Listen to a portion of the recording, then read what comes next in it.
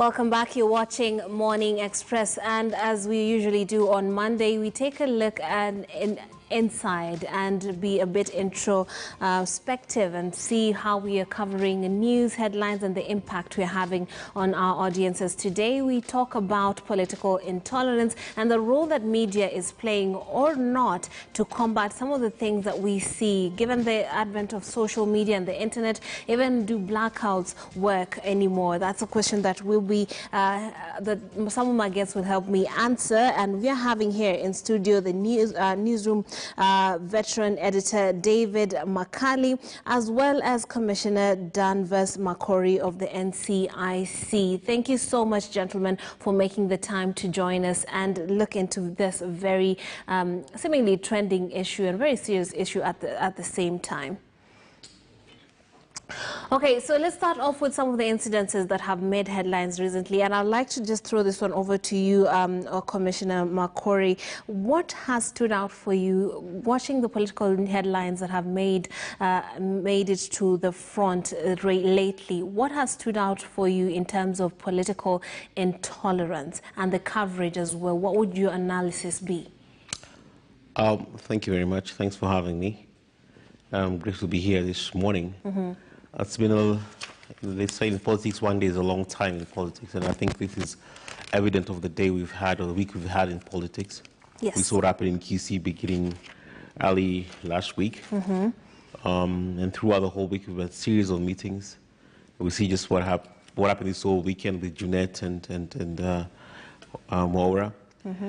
I think what stood out is also, I think Kenyans have come to a place where they are speaking out too. And I think that's a good thing, because the challenge has been for a long time, and I was thinking of the show, and I was saying that what we have is the issue of supply and demand. Okay. Whereas the public wants that drama and what you've been seeing. Now you as media are the conduit, and the politicians are the supplier.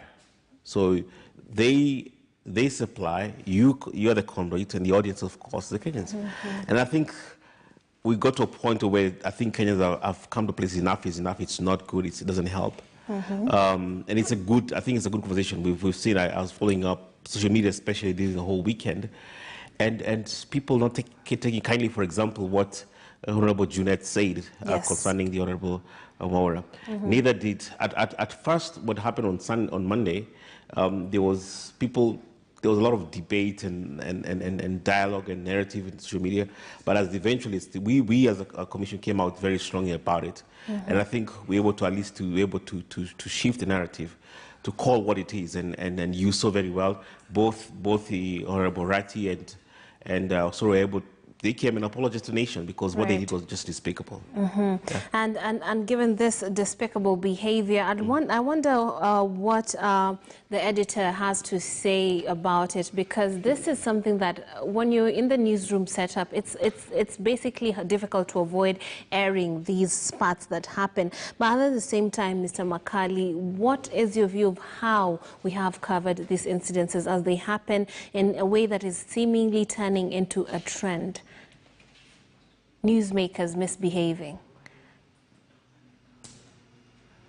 Thank you. I think the media has done so. There is no doubt that there is also an attempt by media houses to exercise the ethical, to follow the code of ethics and make sure that the things they cover are within the confines of the code of ethics. We have seen, for example, in the Kisi case, there was, if you look at the original footage, what went out, what happened, and what was broadcast, you can see there is an attempt by the media to, only publish what will be palatable for the public and sufficient for the public to make judgment on the conduct of the particular leaders who are involved. Same with the incident involving Senator Maura and Gilrai, and now what we are seeing with regard to his attack on him by Honorable Junet. The media can only do so much. I mean, it cannot be again left to the media to control the mouths of politicians. No. The job of the journalist is to portray reality to the extent that, helps the public to determine and make decisions about certain events. And as much as possible to be truthful. So to that extent, I think the media has tried. There could be not severe there, but I don't think they're graphic to the extent that the media then begins to take responsibility for the utterance of the politicians. Right. Is there nothing we can do, especially given that when these things are even edited out or be dished out to the audiences in a way that is more palatable and not likely to cause as much damage as it would have if it was broadcasted or written about quite raw, these things still make their way to the audiences through social media, through blogs that are not really falling within the context of those ethics. Yeah, so what can we do? Do we just leave it at that because we haven't shown them, then it's not our fault? Well, I think, as you just put it, I mean, the media space now has really expanded. It's no longer left the mainstream, what we call legacy media, to define what is news. People are going to pick, incidents and publish them on cyberspace, whether the media likes it or not. In fact, it's to the embarrassment of the media when it does not publish or expose some of these things. What needs to be done is that the people who are culprits ought to learn to exercise their own judgment on what they tell or how they behave in the public. It is not left to the media. The media has its editorial confines within which it works. Is the information truthful? Is it harmful to public good? Is it immoral? Is it, all those considerations are there. But I have said that responsibility of guarding the public against what excesses are performed by politicians is not the preserve of journalists. The media can only restrict itself to the confines of the ethics of the profession. I would think that the control of our mouths and the conduct of the politicians lies elsewhere, as Commissioner Makori has said. If they rein in on these people, if people took up the law and prosecuted them, and that's beyond even the NCIC, I mean, there are laws in this country which can actually restrict some of the incidents that are happening. We see those issues not taking responsibility, and the propensity for the public to blame the media for exposing it to certain things. I don't think that then lies with us.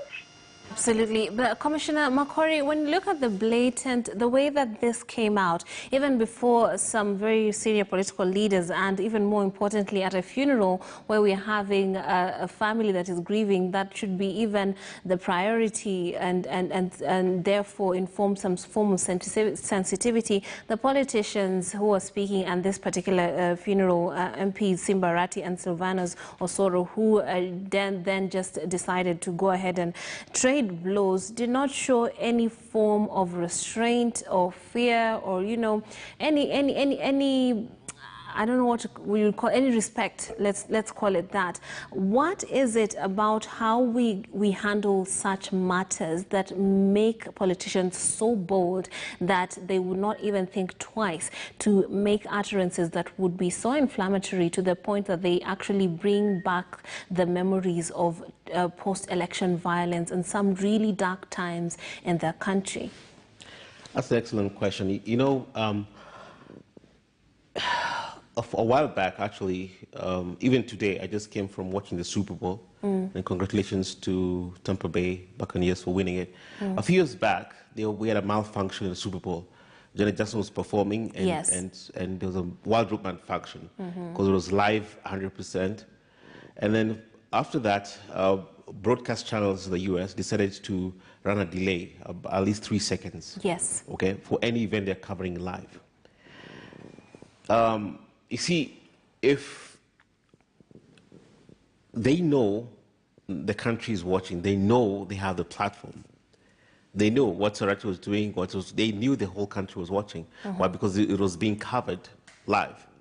Now, if we employed the same responsibility, not even censorship, but just being responsible, like Wakaya said, you have to understand that Kenya is I think, by far one of the countries that is foremost in liberties as far as media is concerned. This is true. We're not censored. You report what you want. Nobody's going to call you to say this and that.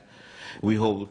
But see, because of that, sometimes we go too far. You have, as media, has responsibility to make sure that at one point when leaders, politicians cross that line, you are able to just give them a blackout. What is happening to Trump right now in the U.S.? Prior to the storming of the Capitol, Twitter just put a ban on him. Yeah. And Facebook. Now, look, Twitter was his megaphone. So to me, KTN, NTV, Citizen, name them, they're the megaphones to the politicians. Okay. And then you have that responsibility at one point to say, you know what, enough is enough. If you cross the line like they did, if media houses did what broadcast stations do in the US, where you have a 5-second or 3-second delay for live coverage, then if something like that, you just go to an advert, just cut them off. Don't give them that platform. Because when you do that, they'll keep on doing that. Now, what they did, again, it is despicable. Everybody knows that. Unfortunately, also, let's speak the truth also, Kenyans expect that in funerals. I've been to funerals where if there is no drama, if politicians don't talk politics, it's considered a boring funeral. As a matter of fact, people demand it. People actually go to funerals for that specific matter. Right. So it is a dialogue that we need to have as a country, but today we're talking about the role of the media. So the introspection is media, and the media, media, that's the responsibility that you have. Yeah, the media can carry out that responsibility of muting them, but at the same time, these are things that do happen. So let's say this incident was not broadcasted to the entire country, or it didn't make its way to the, to the blogs and the social media platforms. At the same time, one would expect, even with the lack of ethics, that the politicians, that is, would be afraid enough of, let's say, the NCIC, that they would actually think twice before speaking to that. Why is it that we are so irresponsible then, to the point that, because it's a chain effect, it's an irresponsible politician at a platform, and then we are having them not feeling that they are being pulled back, or there will be consequences, and then there's the airing. So let's take a look at that fact that they are not afraid. They're so bold enough, they would rather go and deal with the consequences later, or then apologize. Why aren't they afraid of bodies that are meant to, punish them for doing this? Is it because there hasn't been any major punishment meted out on such hate speakers? You know what? I have many politician friends, and they tell me when they get to the platform and the mic, they suffer from temporal insanity. All right? They forget everything and just say and do what they have to do for that moment, expediency. But I think we made it very clear, especially with two fellows, what happened on Sunday. We listed them we have a new list, the list of shame, and we made it very clear. There's consequences to what they say and do, okay? Yeah, I was listening to a discussion somewhere, and someone pointed out that these people are already shameless. So when you shame them, it really doesn't seem like a punishment. No, believe me. It's okay. If we didn't do that, I can promise you, both Honorable Soro and Nerati will not be apologizing on national TV the next day. Okay. Ngeno also actually made a big deal, and actually he's actually said he's going to sue the NCIC for listing him on that list, because it's hitting them where it hurts. Okay. You see, the fact of the matter you have to understand is the transaction we have in this country is that politicians realize that given the leeway they have, given the prior ruling that they can pretty much get away with anything before as they run, where you hurt the most is the ballot. Okay, the only transaction they have is the fact that they will not be elected come next cycle. So we made it very clear, if you continue being flagrant numerous times like this, it's going to cost you. There's consequences to it, because we will not allow this country to go forward. Now, let me tell you something also. Behind the scenes, we have discussions and dialogues with them openly, and we convince them and we persuade them, listen, this is not the way to go. By the time they get there, the warning is clear behind the scenes and privately, and even public. We've been very public. All right. And the consequences will be clear, because what hurts them is a ballot, and they will not be at that ballot when it comes to that time. Okay, and I'd like to bring into the discussion Dr. Michael Ndonye, who's coming to us live from Nakuru. Dr.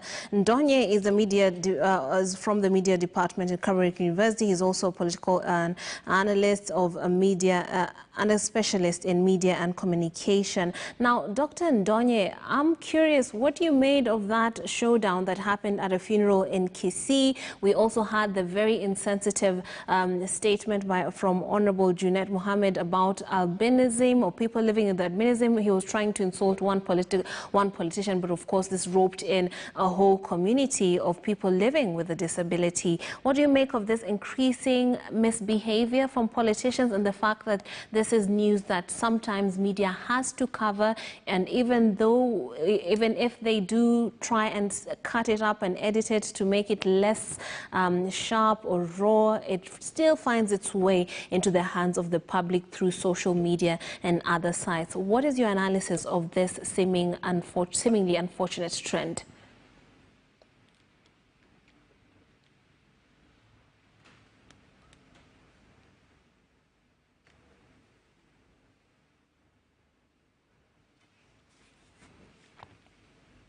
We seem to be having an issue with Dr. Ndonye's link. We'll try and fix that and get back to you. Now, I'd like your reaction to this, Mr. Makali. He's talked about the politicians receiving a finger wagging before they make it to the podiums where they experience some sort of temporary insanity. What do you make of that? And basically, how do we move from here? Because they have been warned. They have, of course, they know in the back of their minds what they're about to do is wrong and the consequences. So what should we do then? Insanity is not cured by media blackouts. Insanity has to be cured by other measures which deter them from doing those things. Yes. Because for a journalist, you start from the point of view is, did it happen? And then you move on to, should it be published? So listen, the media is only an amplifier of what a message will already have been delivered. So the fact that a message was delivered to the audience that was immediate means it's already gone out. Two, the fact that there was a fracas, it happened in a public place, such as the Kisii incident between Narati and Osoro, happened to the people who are there gathering their numbers. The media only amplify these things. And as I said, if indeed an offense or a crime has occurred in a place, why is it that the relevant agencies have not taken action? The one in Kisii, obviously, if you look into the laws, you find that there was a lot of offenses that were committed there. I know that even acting in the manner they did is an affray in the public space. It's a cautionary disturbance. But have we seen the prosecution of these people? We are living into our moral judgment and all manner of guesswork of who should the media have published it, should it have exposed them. If we don't expose these people who they are, they will continue perpetrating those acts behind the camera. Has that cured their madness or their sickness, as Makori has said? No. So if the point is to deter them, then let us take action that deter them. And I would like to see what actions are being taken. In the past, we've seen all manner of things said in public, hate speech, but have we seen any serious deterrent action taken against these people? So I don't think that we should keep pushing the ball here and there. In fact, as we head into more intense politics, these matters are going to get out of hand. So if we don't establish the benchmarks now by very, very strident action against this public misconduct, we are going to perpetuate it, and it will continue even in spaces which are not so public. And that is to the detriment of our society. Absolutely. And Mr. Makali, as you have pointed out rightly, the media just amplifies some of these things that are happening, and it is also important to expose them and their true colors. Now, would you tell me where you stand when it comes to how this reportage is done, because in the country such as the United States, you'd see a very clear line being drawn in terms of what a media house stands for. If they're against a certain, we had a front seat as to how the CNN handled the Donald Trump presidency. They were not playing around with whether or not they are for him. They were outrightly against a lot of the things that he would say, and of course fact check and yes. all that. So do you think the Kenyan media needs to be moving in that particular direction where they explicitly stand against certain behaviors as opposed to just saying what happened and being a conduit? Should we be taking a very tough stance yes. and going against some of these behaviors? Yes, to some extent, yes. I mean, there is a line which cannot be crossed without us being accused of irresponsibility. I don't think that public fracases that are personal or specific to a situation and environment are alarming to the public to the extent that we shouldn't expose those rest of the public to that. Well, it can be, it can incite, it can inspire repeat actions elsewhere. But I don't think that you can compare, for example, an incident such as happened in Kisii or in Githurai with what Trump was publishing, because Trump's actions were inciting his base to rise up or to resist a certain civil action or legal process. So if it gets to that point where the message and the ripple effect of it is such that it can affect the bigger society, then I think then journalistic judgment is called into question. But incidents which are incidental, if I may call them so, and they are restricted to a particular conduct or behavior that we know demonstrates who the real characters behind these actions are, we should not be able to cover them, in my view. That belongs to the realm of law enforcement to teach a lesson.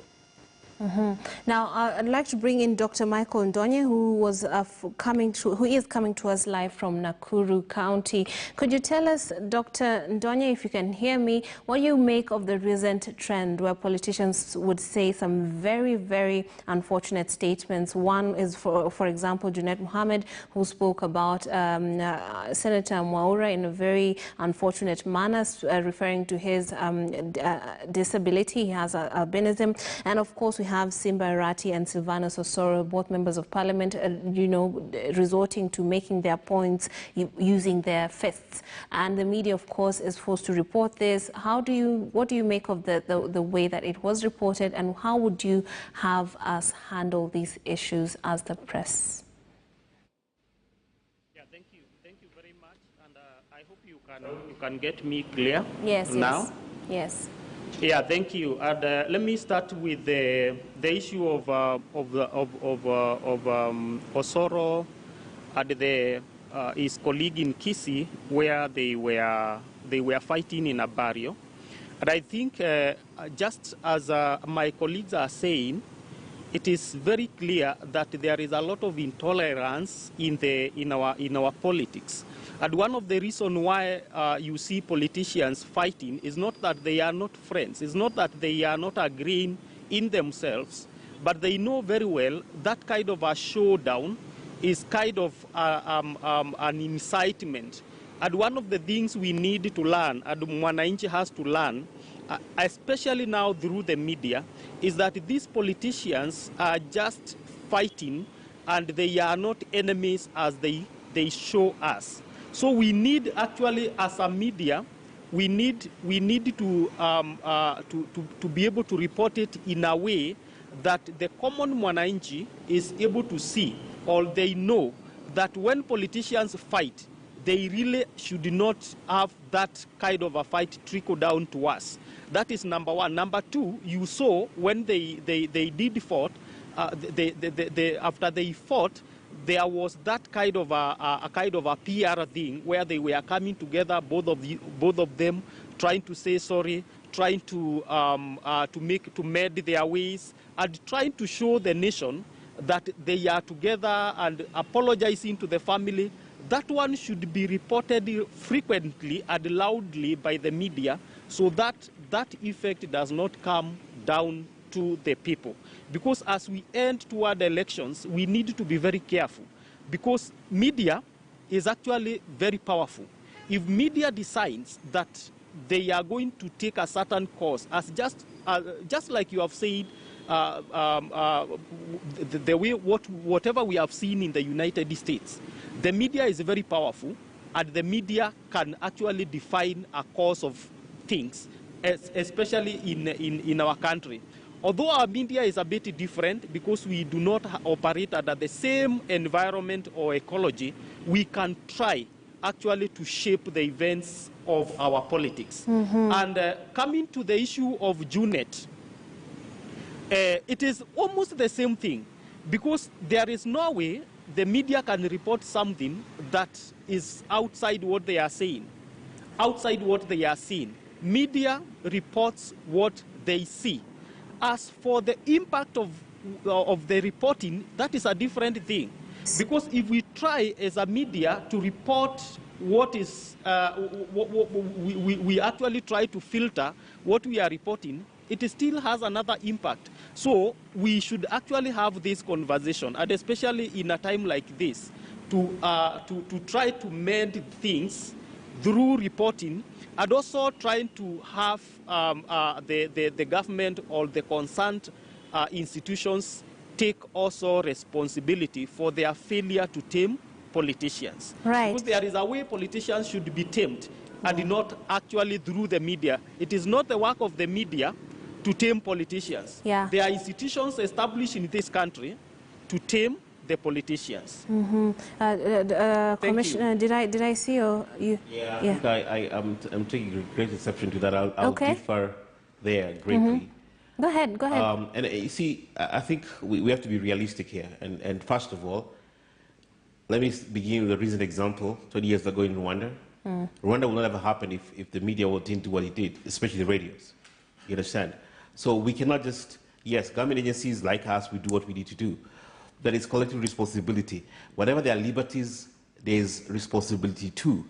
So media has liberties in this country, but they don't want to take responsibility. I've seen shows where politicians are given the platforms, and in shows like this, like Ryan right now, they actually incite. And we've arrested people coming out of shows like these because they're inciting people. Okay, but then to what end? Because we would love also, I would imagine, as the press, to report this person being thrown behind bars after this happens, but does that ever happen? No, it has happened. I mean, I can give you we have 200 cases right now, as they see in court. And key politicians right now have numerous cases in court. We've taken in court. And as far as the law is concerned, we investigate and we don't prosecute. So we give all the cases to the DPP and the court, and they follow the process. So that's why pretty much our role ends, in investigating and in forwarding the cases to these people. Yeah, but see, today we're talking about the role of the media, okay? Yes. And I think we need to be, and this is not, it's not a blame game. It's about introspection and collective responsibility of society. Because all of us have to do this. We just can't say it's government. We can't just say it's media. All of us, the media has a role to play. We have a role to play.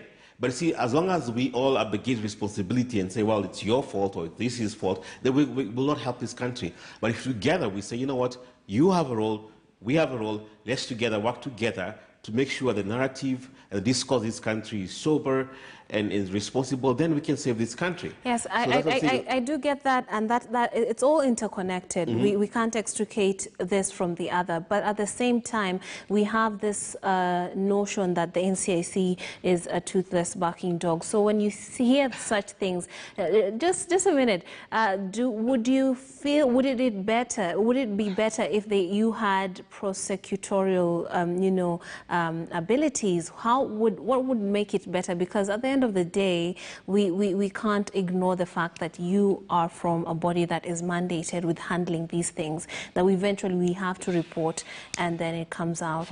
I think, first of all, the analogy that we are a toothless dog doesn't apply, because we're not a dog. If our mandate is for peace and prosperity of the country. Yes. So more like we're a dove. Make sure there's peace in the country. However, we are an enforcement mechanism. That's why people always say that. Okay. Now, people always argue about, and we've had that narrative, especially in the BPI, about prosecutorial powers. But you see, I think this is also missing the point. Okay, let me just address that. Yes. I don't think it will change anything. Because first and foremost, for me, as I see the law right now, the powers that be, the law is very clear. Prosecution is a function of the DPP. Yes. If we do it, I don't think it's going to change anything much, because at the end of the day, the law is the law. There's a threshold of evidence. If you go to court, you see, it's not just the prosecution, there's also the court part. Yes. The judiciary is independent, Yes. and therefore you have to be clear that the threshold of evidence has to be presented to them. So there is investigation, there's prosecution, and there is a judiciary that makes the case. Therefore, I think if you look at the system at whole, I don't think it will make a difference. What can make a difference is judiciary in expediting the cases, because the fact is right now an average case takes 5 years in our court system to prosecute. 5 years. Yeah. So if a politician incites today, he's going to be convicted 5 years from now. And that's just the fact. We can't change that. So what we can change is ask for a fast track within the judiciary, whereby if we prosecute, rather investigate, prosecution comes, within 6 months, a case is determined. I can tell you for a fact, these guys and these clowns will not be doing what they're doing right now. Okay. And that's what it is. Yeah. And that backlog at the judiciary is a whole other conversation. 5 years. Unto itself. Now, I'd like to throw this one over to David Makali, who's a veteran editor.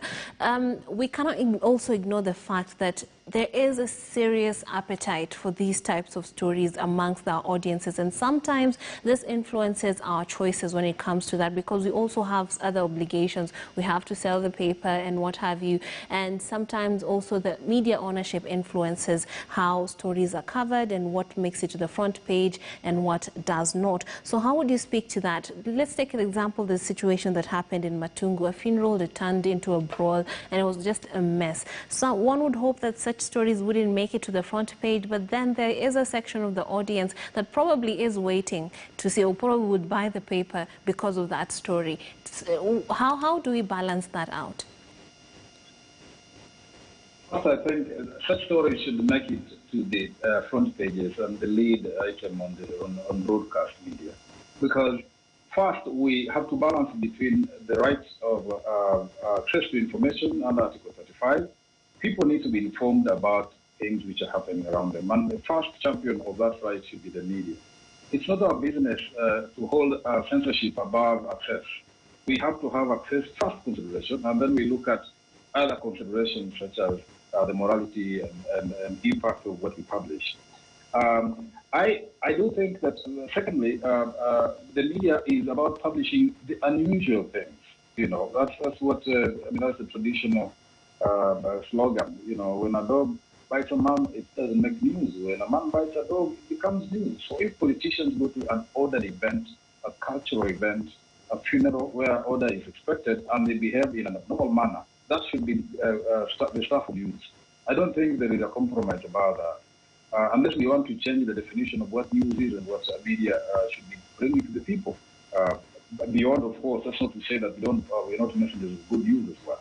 But the unusual, what affects society, what must be reined in, what society must look up to, must look into, is our business. So I don't think that is a major conflict for me in terms of professional dilemma. I have heard if you allow me, what Commissioner McCoy is saying about the abilities and inability as a national commission on cohesion. In fact, if you ask me, that commission should be dissolved or made a department or merged together with the Ethics and Anti-Corruption Commission. Because if they have no prosecutorial power, and yet the DP depends on what they are doing to prosecute cases in court, and they always end up with acquittals because they have not done their work, because otherwise the DP would have to ask other agencies such as the police to further investigate what they've done. So this is basically duplication of roles. If they can't do it, let's merge those two institutions first of all, because that's the same dilemma that the EACC has with regard to its work, because it does it and it ends at the doorstep of the DPP and they say we did our best. So why don't we make this a department of the DPP or a department of the police service, or merge them and create a better use for our money?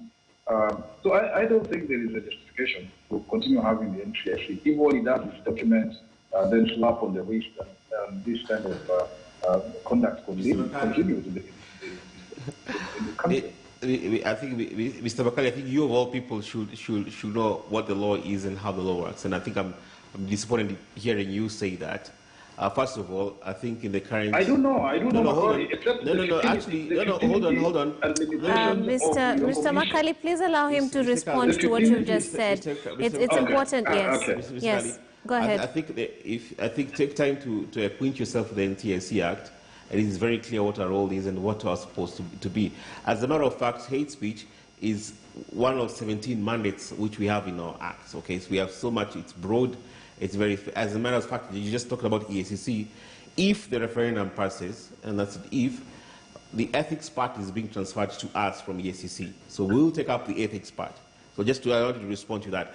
But see, you are not responding to what she has said about the ultimate responsibility, because the fact is, as much as we have liberties in this country, because today when I get back on the media, the fact is the editorial content sometimes is influenced by the owners or by the other circumstances, whether it's business, and that's a fact. It's just the way it is, a reality. You're going to change that.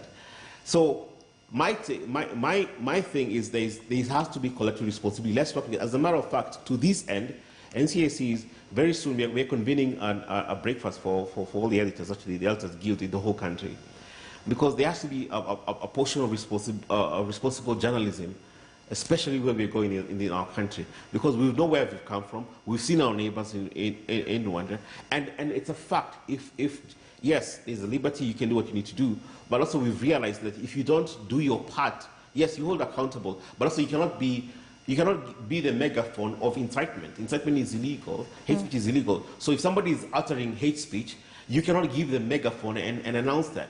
So yes, we're doing our part and we've done our part. I can tell you that for a fact. But today we're looking at the role of media in terms of intolerance and hate speech. Okay. And the fact that this is the megaphone they're given. The politicians come to these shows, their rallies, they know they have covering.